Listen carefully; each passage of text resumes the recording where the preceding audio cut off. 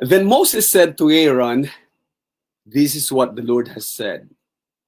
Among those who are near me, I will be sanctified, and before all the people, I will be glorified." And Aaron held his peace. Leviticus chapter 10, verse 3, ESV. Blessed day, everyone, and welcome to our live stream. Again, this is your brother in Christ, Jose Roniboy Perez Cariaga. Muli na naman pong nagbibigay pugay at nagpapasalamat sa pagtangkilik ninyo sa broadcast po natin linggo-linggo. Subukan po natin na tuloy-tuloy po ang broadcast nito as the Lord permits. And kagaya ng nakagawian natin, saan man kayo naruroon, saang sulok man kayo ng mundo naruroon, anong araw, anong oras man ninyo panunuorin ng broadcast na ito, ang lagi pong dalangin ng inyong lingkod ay sana ang pagpapala ay sumasa atin. Iyamang ang making the invisible visible, ang kanyang adhikain ay sana makita natin ang mga invisible attributes of God at sana din maging pagpapala at maging daan din ng karunungan para sa lahat-lahat na makakapanood ng broadcast na ito. Patuloy po tayo sa ating few good men. Nasa part 15 na po tayo. Hindi po tayo lumalayo muna doon. At itong particular na broadcast natin, bigyang pansin natin ang kauna-unahang high priest o mataas, pinakadakilang saserdote para sa ilan, or pinakamataas na pare para sa mga makabagong pananalita. The first high priests chosen by God na nakatatandang kapatid ni Moses. Ito nga ay si Aaron o si Aaron kung sa English sana. At tingnan natin, ano kayang uring buhay meron si Aaron? Alam ko, ang matatandaan natin talaga sa kanya, no? Siya yung gumawa ng Goya. Yan talaga may intindihan kagad-agad natin o maalala natin pagka pinag-uusapan si Aaron o si Aaron. Okay, pag-usapan natin sumandali ngayong umaga, gamitin natin ang Leviticus Kabanatang 10 para sa pag-aaral na ito. Magiging maiksi lamang kasi ito ay prequel. Yung susunod, talakayin pa rin natin ang Leviticus, pero sa ibang parte naman ng pag-aaral o focus ang gagawin natin. So, alam natin na nung magbalik si Moses mula sa kanyang 40 years na self-exile, dahil mayroon siya kasalanan sa Egypt, bagamat dati siyang prinsipe, and he's being groomed na susunod na Pharaoh. Subalit dahil nga hindi niya maiwasan yung justice, itong tutuusin, at saka yung kanyang pagiging identified with the Hebrew people. Napatay niya ang isa sa mga Egyptians at itinago niya, pero nalaman ng karamihan, kaya naging fugitive itong si Moses. Pero nung pagbalik niya, bumalik pa rin si Moses sa kanyang pamilya at tanggap pa rin siya ng kanyang pamilya. Tanggap siya ni Aaron na nakatatanda niyang kapatid. Ewan ko kung anong nangyari nung panahon na yun, no? Habang pinaghahanap ng mga Egyptian si Moses, siguro mayroong persecution din sa family ni Moses, at siguro si Aaron tsaka si Miriam ang tumanggap ng brunt ng lahat-lahat ng mga to, lahat-lahat ng persecutions kung meron man, ano. So nakita natin na nung pagbalik ni Moses, at sabi nga dahil nga si Moses nag-stutter o di kaya ay mayroon siyang problema ng kaunti sa pananalita, sa pagsasalita, naging spokesperson niya o spokesman niya si Aaron. Maraming beses din na makita natin na hindi si Moses ang nagwagayway ng kanyang baston upang iparating o upang ipaabot ang plague o ang salot sa Ehipto, kundi bagkos ang nagwagayway o ang gumamit ng kanyang staff, ng kanyang tungkod ay si Aaron. Mayroon din tayong nasusulat na noong mayroong digmaan, pakikibaka, ang mga alipin na 'to doon sa disyerto, ang mga hindi pa matatawag na Israelita kung tutuusin, ang mga Hebrewong ito at napansin ni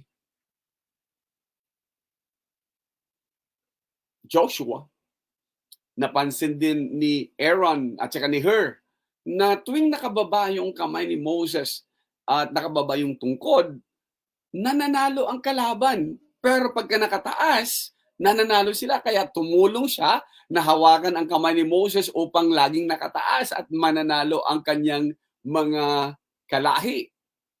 Isa pa na highlight sa buhay siguro ni Aaron is that nung tinawag ng Diyos sa Mount Sinai, ito siguro tinatawag na Heavenly Fellowship, kasama ni Moses, si Aaron, yung apat na anak niyang mga lalaki, Nadab, Abihu, si Eleazar, tsaka si Ithamar, at kasama ang 70 elders doon sa Mount Sinai. And kasama nga ni Moses, o kasama nga sa mga ginawang OIC muna ni Moses, si Aaron bilang high priest nung umakyat si Moses sa Mount Sinai upang kunin ang Ten Commandments. Yun nga lang, nung nag-demand yung mga tao dahil hindi nila alam after ilang days, 40 days, hindi nila alam ano nang nangyari kay Moses. So ang demand nila is, make us gods that will lead us. Make us gods after all of those things. Kaya ang sabi niya, bigyan niyo sa akin lahat ng inyong mga ginto. And then tinapon daw niya sa fire and wala. Lumabas yung mga Goya. So nagkaroon ng idolatry at nagkaroon ulit ng worship at naging polytheists ulit ang mga Hebrew. Be that as it may, tingnan natin ano pa kaya ang ibang ginawa ni Aaron. Hindi maiaalis ng Panginoong Diyos ang pumili kay Aaron bilang kanyang high priests. At napakadaming mga bagay-bagay kung tutuusin ang inumpisan ni Aaron. Inumpisan niya yung formal priesthood, maging yung succession, maging yung sino ang ando doon, sino ang magsuserve, inumpisan ni Aaron ang mga to. So maganda yung management na competence ni Aaron, ano? Maganda yung kanyang pamamalakad sa bagay na yan. Second is that ginawa niya na ang pagiging pare o saserdote ay kakaiba. Separated, consecrated ang office.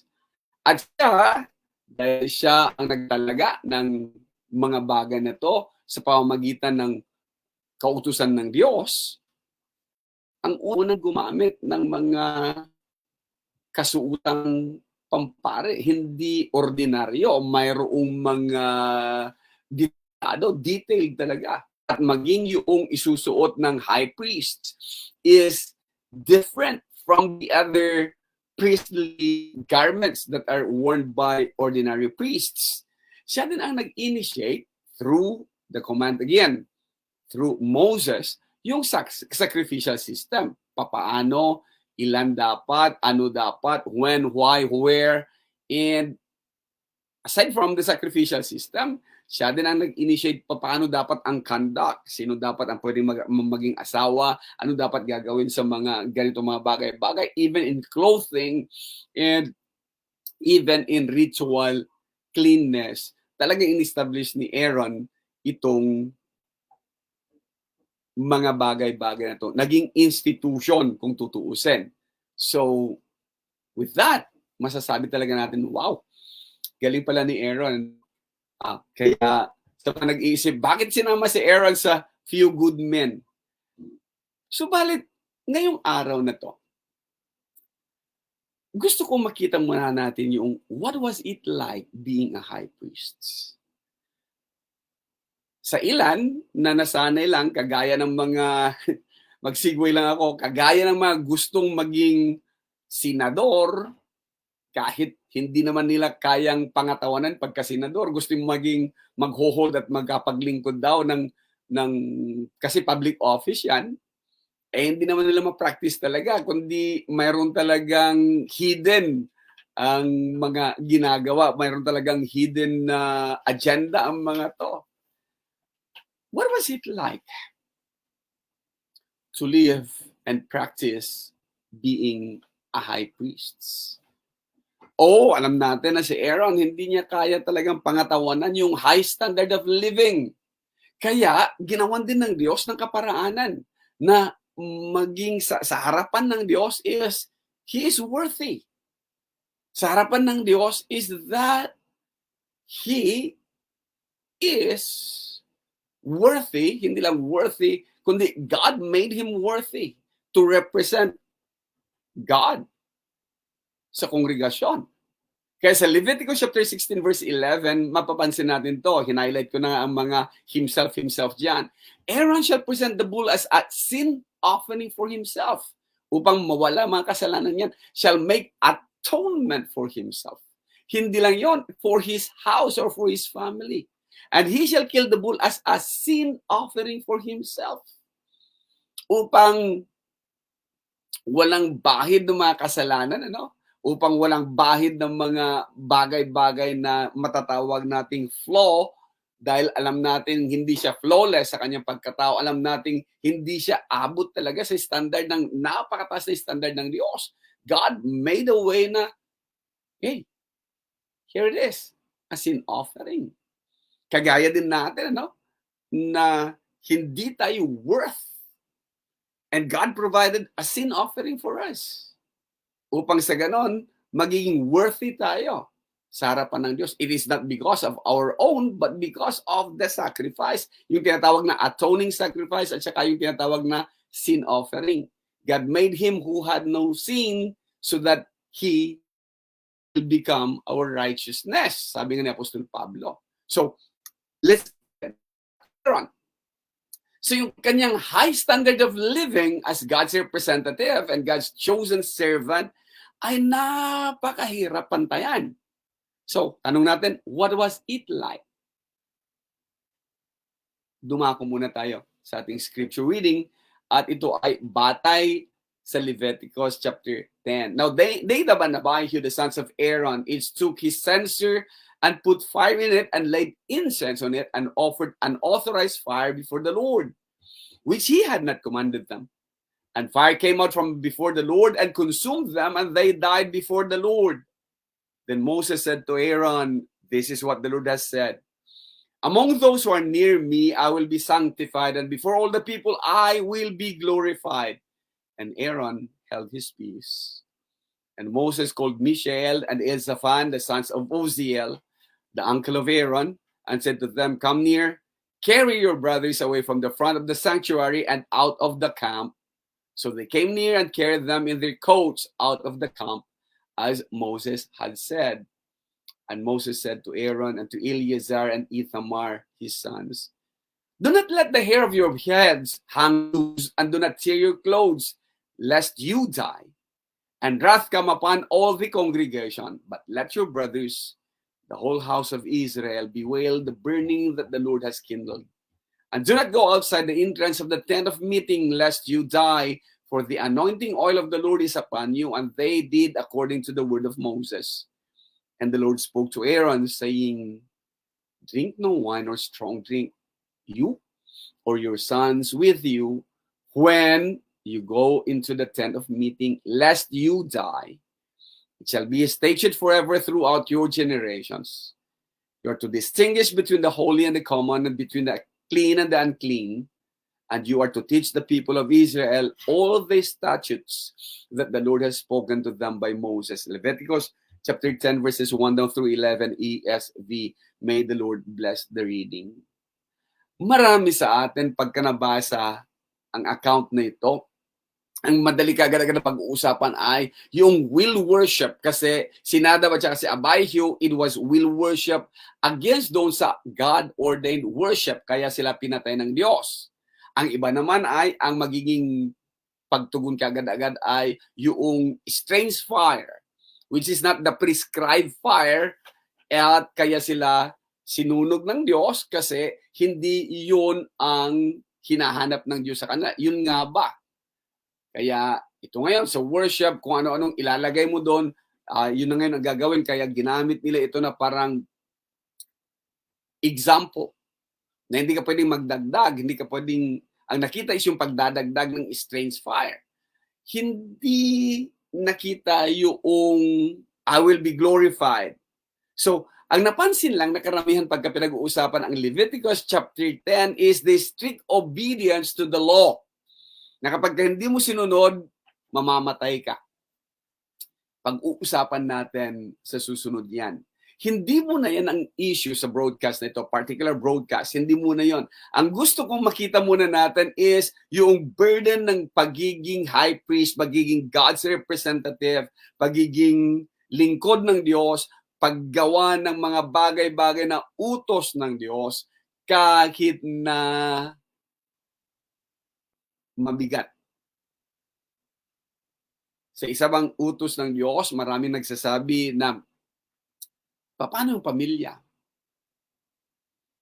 Kaya matandaan ninyo, may problema ang pamilya, then ang sabi niya, sabi ng isang preacher is that seek ye first the kingdom of God. Kaya iwanan mo muna yung pamilya mo. Will family come first? Or family comes first? Will emotions, ruled by emotions and not the reason? So ito nakikita natin kay Aaron, kaya sinama muna natin siya sa few good men. Are the emotions of God's workers kailangan ba subdued or invalidated? Paborito ng mga Gen Z. Invalidated emotion. Kapag hindi mo pinakinggan, hindi mo binigyan ng pagkakataon na sabihin nila yung nararamdaman nila, sasabihin na, invalidate mo naman ang feelings ko. Are our emotions or our feelings invalidated by God when we obey His direct command? Yun ang gusto nating malaman. Kasi, just for the glory of God, invalidated muna yung mga emotions na yan, subdued muna ang mga emotions na yan. Then, incongruent tayo, no? Hindi tayo nagpapakatotoo sa sarili natin when we obey God. Ito nga ba ang mga bagay-bagay na makikita natin? Balikan natin ang ating scripture reading.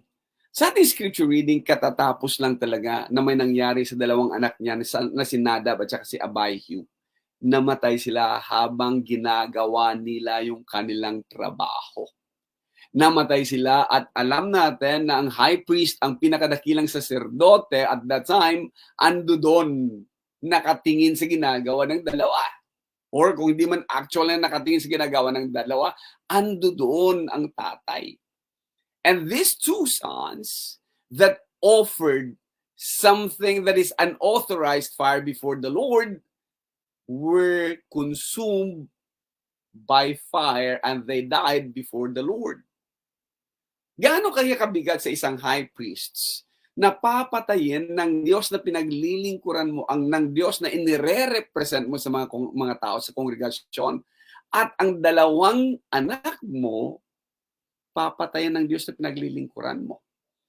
At hindi pa yon, kundi itong dalawang anak mo na si Nadab at saka si Abihu ay kasama mong naglilingkod sa Diyos. Gaano kaya ang emotion? Gaano kaya yung mga bagay-bagay na piniproseso ni Aaron during that time? Panganay ko, pangalawa. Saan ako nagkulang? Anong nangyari? And then, kailangan siyang i-remind ni Moses kasi as a father, bilang ama, hindi mo maalis as a human being, hindi mo talaga maalis ang mag-question, ang papasok sa isipan mo, ang lalabas ang emotion mo, at hindi ka magpapakita ng ang gusto ng mga bata, nonchalant, ng mga termino. Hindi pwede yon na hindi ka maglalabas ng emosyon. Pero, napansin ni Moses, and Moses said to Aaron, this is what the Lord has said. Among those who are near me, yung mga taong malapit sa akin, isa ka doon, Aaron. Ako dapat ang itinuturing nilang banal. I will be sanctified. Namumukod tangi dapat, sanctus, galing yung salitang sanctos, sanctified, holy, separated. Nahihiwalay dapat ang treatment mo sa akin. And before all the people, sa lahat-lahat ng mga tao, dapat nakikita ng mga taong malalapit sa akin that I will be glorified. Naintindihan ni Aaron. Naintindihan ni Aaron na decision ng Diyos, wala akong karapatang questionin. Decision ng Diyos, wala akong karapatang sabihin na that's unfair. Kasi lingkod mo din sila. That's unfair. Kasi hindi mo nang isinaalang-alang yung katayuan ko, Lord. Hindi. I will be sanctified and I will be glorified before all the people. And so, tingnan nyo maigi yung underline, and Aaron held his peace. The show must go on or the work must go on. Hindi pa natatapos doon. Then Moses also said to Aaron and to Eleazar and Ithamar, do not let the hair of your heads hang loose. Do not tear your clothes, as in mourning, lest you die and the wrath come upon all the congregation. Isipin nyo lagi, you are God's representatives. Yung personal decision ninyo, personal action ninyo, ang magsasuffer kung hindi tama will be the entire congregation. Hirap naman nun, ano? Hindi makaiyak si Aaron kasi by doing that, ipinapakita mo yung indifference mo sa Diyos kasi pinarusahan niya yung mga anak mo. Hindi makaiyak yung mga kapatid na si Eleazar at Ithamar kasi by doing that, parang sinasabi mong, Lord, mali yung decision mo, ba't mo pinatay, pinarusahan ang dalawang kapatid namin? Hindi mo rin pwedeng ipakita sa lahat-lahat na nagdadalamhati ako kasi alam mong mali ang ginawa ng mga anak mo at mali ang ginawa ng mga kapatid mo at tama pa rin ang Diyos. So tama yung before all the people, I will be glorified. And I don't know, poker face kaya si Aaron na parang walang nangyari. Siguro pag may nangyari sa anak mo, you will be the first to be there. Subalit kung hahawakan nga niya yung bangkay ng mga anak, he will be ceremonially unclean. So, sinong mamamagitan? Sinong tatayong high priests? Kung si Eleazar naman saka si Ithamar ang gagawa nito, then sino pang papalit? Silang apat naman ang ando doon sa office at the time. So, pag-uusapan natin to next time sa ibang paraan at ibang atake ang gagawin naman natin. Ngayon, i-focus lang muna natin kay Aaron. Gaano kasakit yon? Gaano kahirap yon? At dito, first time natin makikita na dati-rati ang mapapansin natin, it is always God spoke to Moses. Ang laging kausap ng Diyos ay si Moses. Mula kay Moses, ipapasa niya kay Aaron, kagaya ng mga naunang mga bagay na, then Moses said to Aaron, this is what the Lord has said. Then Moses, sasabihin niya what God has said. This is what God has said. But this time, first time natin mababasa na, and the Lord spoke to Aaron saying, diretsahan. Diba? Pansinin niyo to. The Lord spoke to Aaron saying, drink no wine or strong drink. You or your sons with you when you go into the tent of meeting. When you go into the tent of meeting, lest you die. Para nakakasilip tayo kung anong bagay ang nagkulang si Nadab at si Abihu. And it shall be a statute forever throughout your generations. And then commanded, you are to distinguish between the holy and the common. sanctified ang Panginoon sa'yo. Dapat nahihiwalay yung treatment mo sa Kanya. Dapat alam mo yan, holy and the common. O, kagaya ng mga sinasabi natin, no, pagka may mga pumapanaw, para pagka nag-iiyakan, sasabihin ng karamihan, oo, para naman na tayong kagaya ng mga walang pag-asa. Pero kailangan mag-grieve. But how hard it is not to grieve. Kaya, ito pang isang bagay, you are to teach the people of Israel all the statutes that the Lord has spoken to them by Moses. Lahat ng pinagawa ni Moses sa kanila, ituro mo yan sa Israel. And the thing is, pag tuturo mo sa kanila, practice what you preach. Teach by example. And he did. What a high priest. He taught by example. Hindi siya pwedeng mag-openly grieve, hindi siya pwedeng magluksa na nakikita nila. Kasi by doing that, parang ipinaparating mo that you are not agreeing with God's decision. Parang sinasabi mo din na hindi mo nakita ang pagkakamali ng mga anak mo. Parang sinasabi mo rin na hindi fair ang Diyos.